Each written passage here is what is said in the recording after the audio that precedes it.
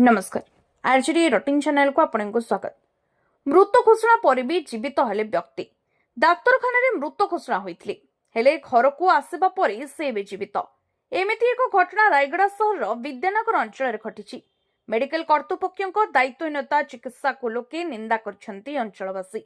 विद्यानगर पंचमगलीर जगन्नाथ स्वामी बयस 53 गत 7 दिन धरी विशाखापट्टनम एक घरोई हस्पिटाल रे चिकित्सा होइथिले। लिभर अचल होइथिबा दर्शाई डाक्तर तांको ऑक्सीजन सहायतारे वेंटिलेटर रखी चिकित्सा करथिले।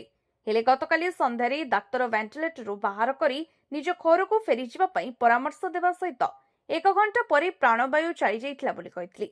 परे परिवार लोके जगन्नाथ स्वामी को राति 12टा समय रायगड़ा नहीं आसथिले।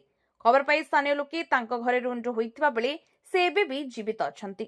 कथा कहि पारु नथिबा बेले शरीरर समस्त अंग काम करुथिबा देखिବାକୁ मिलिछि। आयुष्मान योजना रे डाक्तरखाना रे प्राय 4 लाख ऊर्ध्व टंका खर्च होइथिबा बेले अन्यान्य खर्च करी परिवार लोके नयान्त होइथिबा बेले डाक्तरंको भूल चिकित्सा और परामर्श को स्थानीय लोके निंदा करछंती। एबे जगन्नाथ स्वामी को रायगड़ा जिला मुख्य चिकित्सालय रे भर्ती करा जायछि।